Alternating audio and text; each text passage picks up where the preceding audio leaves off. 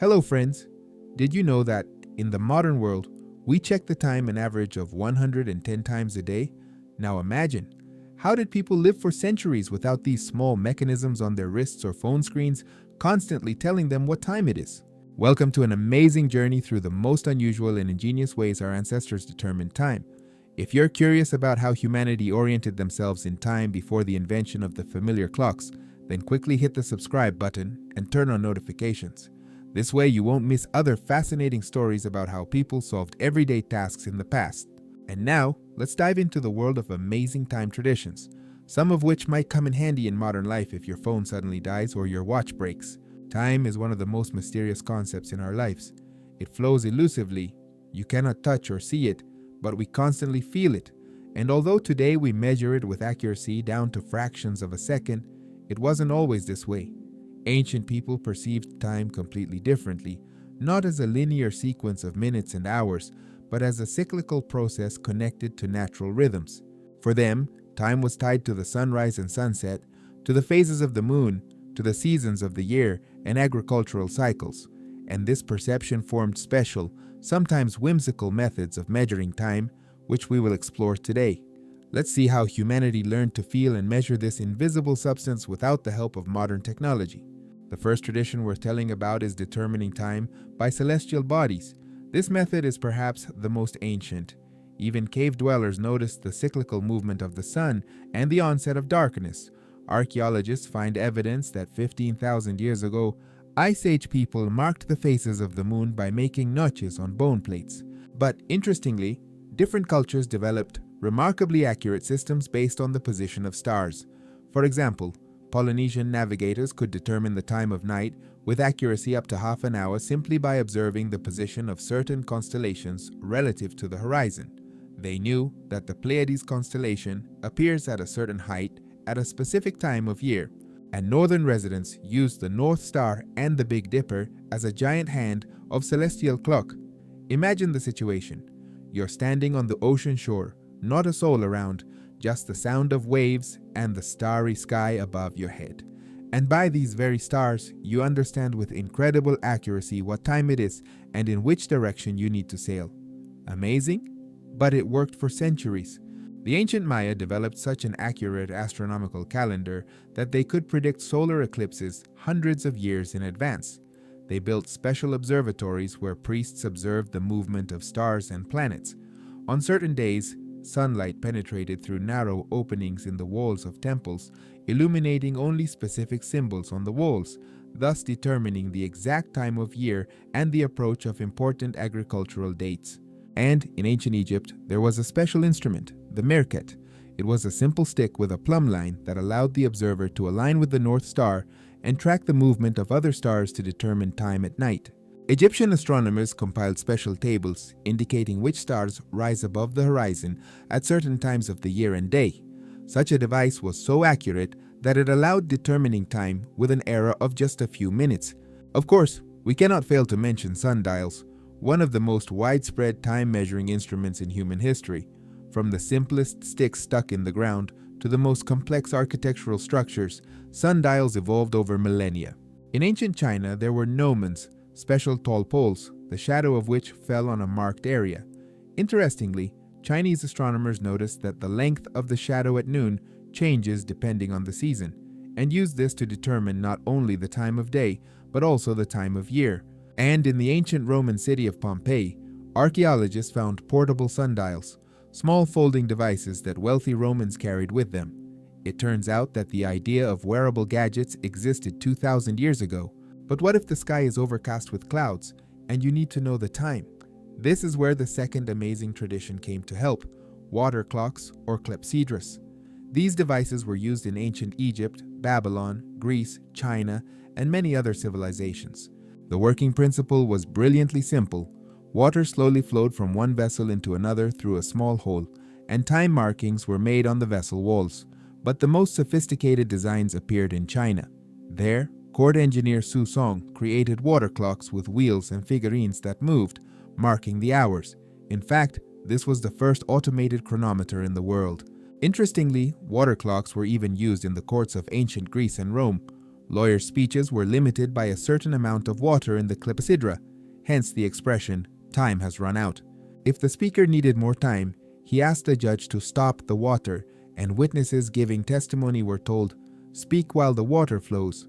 In some Egyptian temples, priests used special water clocks with a translucent alabaster body and illumination. At night, such clocks glowed from within, allowing time to be determined even in darkness. And do you know what problem the creators of water clocks solved in winter?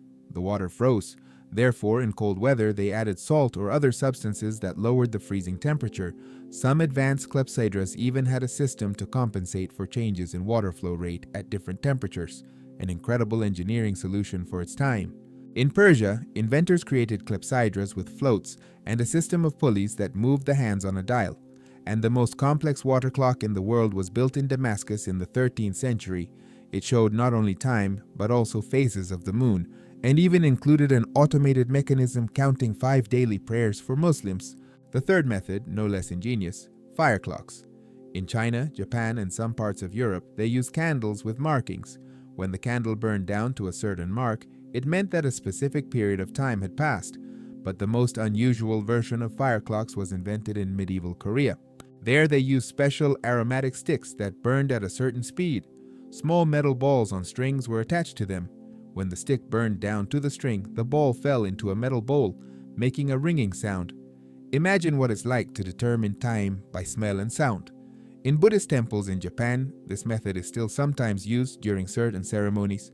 In China during the Song dynasty, they created fire clocks similar to a small stove. They burned a special powder that smoldered at a constant speed. The powder lines were laid in zigzags to save space, and different sections were marked with special aromatic additives. Thus, one could not only see but also smell what time it was, even waking up in the middle of the night. And the most luxurious fire clocks were made from special types of wood or exotic resins which, when burning, emitted a pleasant aroma. Imagine an alarm clock that doesn't irritate with ringing, but wakes you with a gentle fragrance. Particularly poetic were fire clocks with incense laid out in the form of a labyrinth. The flame slowly moved through this labyrinth, and monks could determine the time by which part of the pattern the fire was in. In some Chinese homes, they used fire clocks with special inks that changed color when heated. This created a colorful pattern that changed over time. And in Tibet, for tracking long periods, for example the duration of religious retreats, they used massive aromatic sticks that could burn for several weeks or even months. Monks knew that a certain part of such a stick burns down in exactly one day, and thus measured prolonged periods of time. In this way, time literally became smell, smoke, and light. The fourth tradition of determining time is the use of hourglasses. We've all seen these symmetrical glass constructions with sand inside, but few know that on medieval sailors' ships, hourglasses were the main instrument for measuring time. And it wasn't ordinary sand that was used, but crushed eggshells or marble dust, which didn't compact from humidity and moved at the same speed. Every 4 hours, a special sailor turned the hourglass and rang the bell, a special maritime way of announcing the time. Interestingly, keeping watch near the hourglass was one of the most responsible tasks on the ship. In some fleets, intentionally turning the hourglass at the wrong time could even be punishable by death. After all, the accuracy of time determination depended on determining longitude and consequently, the ship's position in the ocean. And did you know that hourglasses were the only reliable way to measure time at sea until the 18th century? Mechanical clocks of that time were thrown off by the rolling and humidity, and precise navigation required high accuracy. But most interestingly, different tasks required different hourglasses. 3-minute ones were used for boiling eggs, hour-long ones for church sermons, and 4-hour ones for changing guard on the ship. Many ships even had a special cabinet where hourglasses of different durations were stored. And in some European universities, hourglasses were used to measure time during examinations. The professor had large hourglasses on his desk, and when the sand ran out, the student had to finish his answer, no matter how brilliantly he was performing. Another curious fact, in medieval hospitals, hourglasses were used to measure patients' pulses. The doctor counted pulse beats while the sand ran through a small hourglass. If too many or too few beats were counted, this indicated health problems. It can be said that hourglasses were the first medical instrument for cardiological research. Sailors trusted this method so much that navigators calculated the distance traveled using hourglasses to measure time. The fifth tradition, probably one of the most poetic, determining time by plants and animals. In different cultures, people noticed that some plants open and close their flowers at certain times of the day. The famous scientist Carl Linnaeus even created a flower clock, a flower bed where plants were planted in a circle according to the time their buds opened. From morning to evening, flowers bloomed one after another as if passing the baton of time. Linnaeus studied this issue in such detail that he compiled a detailed schedule. Chicory opened at 4 in the morning, poppy at 5, sow thistle at 6, water lily at 7, marigold at 9 in the morning, and so on throughout the day. Some plants, on the contrary, close at a certain time. For example, field bindweed folded its petals around 16 hours, and night jasmine opened only after sunset, announcing the arrival of evening. Interestingly, this method worked even in cloudy weather, plants oriented not only to light but also to internal biological rhythms. In rural Europe, farmers determined time by the behavior of domestic animals. They knew that cows usually lie down to rest at about 2 o'clock in the afternoon and wake up for evening grazing around 16 hours. Shepherds in the Alps determined time by the behavior of goats and sheep, which at certain hours sought shelter from the sun, or conversely, went out to open areas. And in some Asian villages, people were awakened not by roosters, but by a certain type of night insect that fell silent just before dawn. Burmese monks learned to determine nighttime by the singing of different bird species and the activity cycles of monkeys. It turns out that different bird species begin to sing at strictly defined times before dawn, first ones, then others, creating a kind of awakening symphony, by which an experienced ear could determine how much time remained until sunrise. In the Amazon, some indigenous tribes use even frogs for time orientation. Certain species croak only at specific hours after sunset, and in some parts of Africa, locals determine the approach of noon by the behavior of elephants, which seek shade and gather near water sources during the hottest time of day. Surprisingly, in India, there were even flower alarms. People who needed to wake up at a certain time were advised to drink a certain amount of water before sleep, depending on when they needed to get up. The accuracy of such a method was amazing. The body woke up exactly at the right time.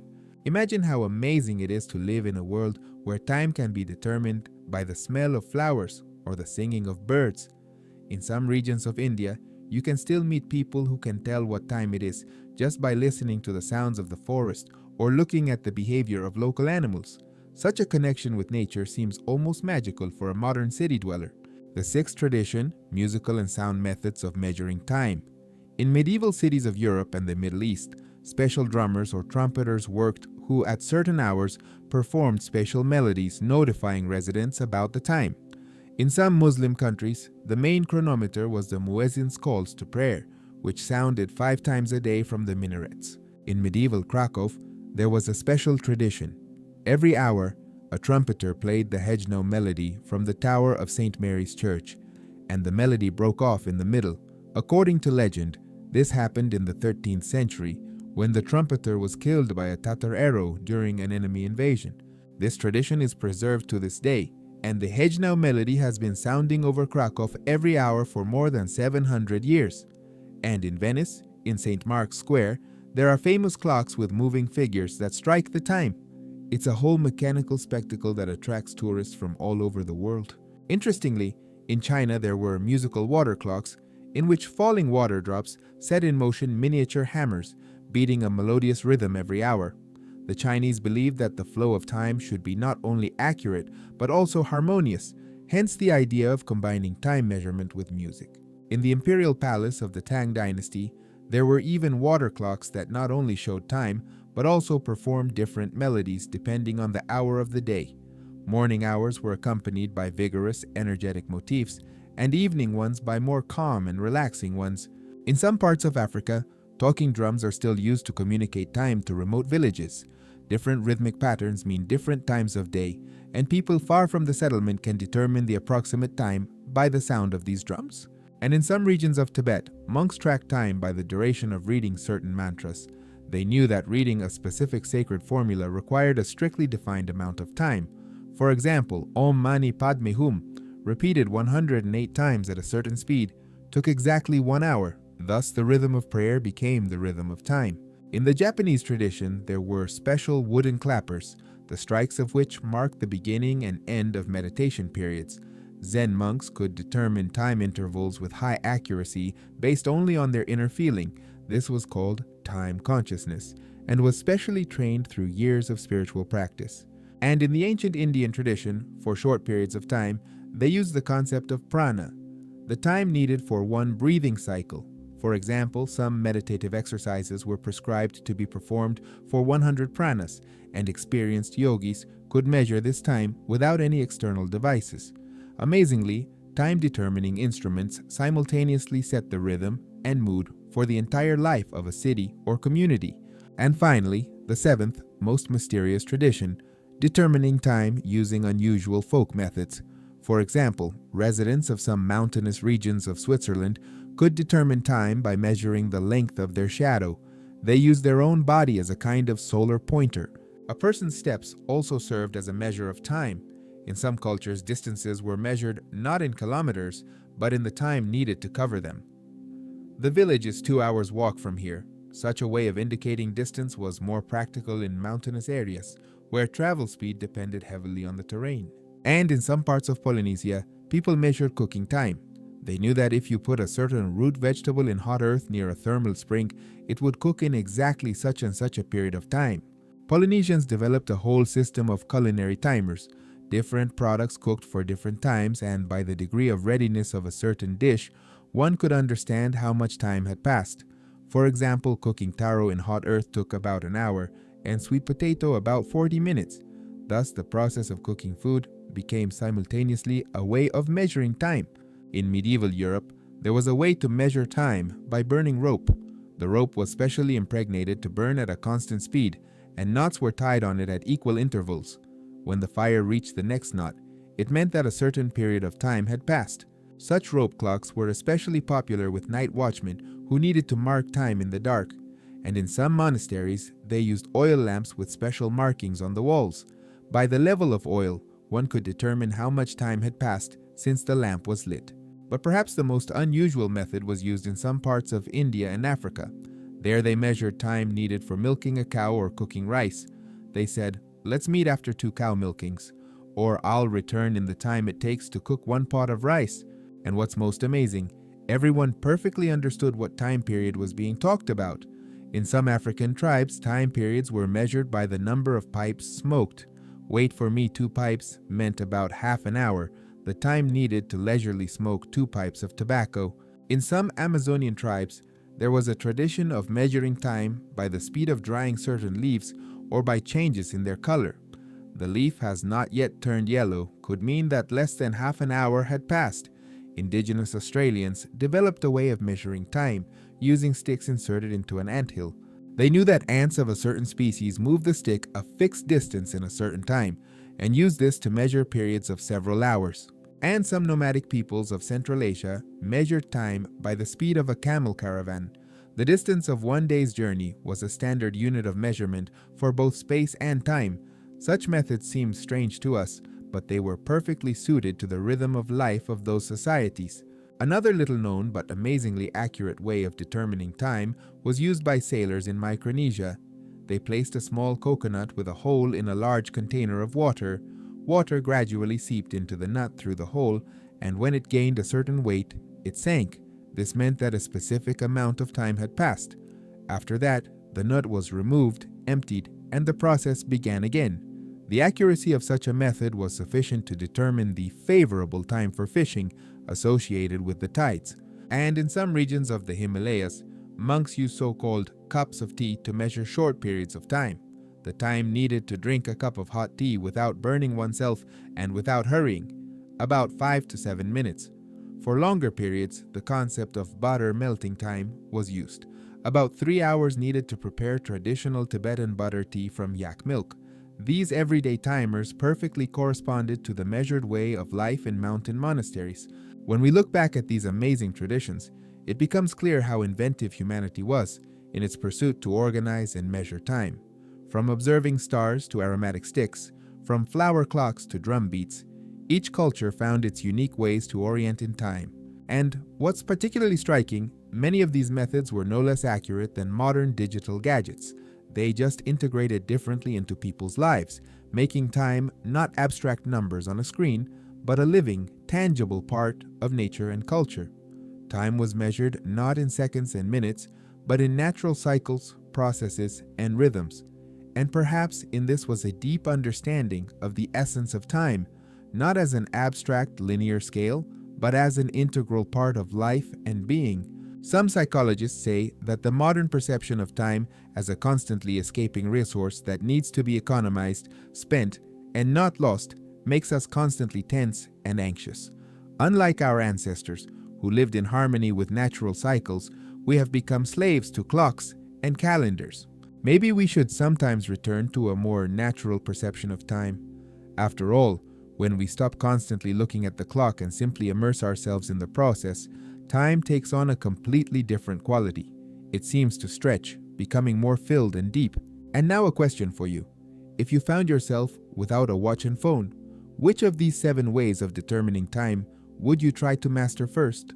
Or maybe you have your own method when you roughly understand the time without looking at a clock. Perhaps you've noticed that your body itself knows when it's time to wake up, or that you accurately feel when about an hour has passed. Share in the comments your thoughts and stories about how you orient in time when familiar devices are unavailable. If the video was interesting and informative for you, don't forget to like and share it with friends. Your support helps us create more content about the amazing traditions and forgotten knowledge of our ancestors. And next time, we'll tell you about strange navigation methods that were used before the invention of the compass and GPS. How did people find their way home when they had neither a map nor a navigator? You'll learn about this in our next episode. Remember, time is measured not only by clocks, but also by the moments we live through. Take care of your time and fill it with meaning. Until we meet again,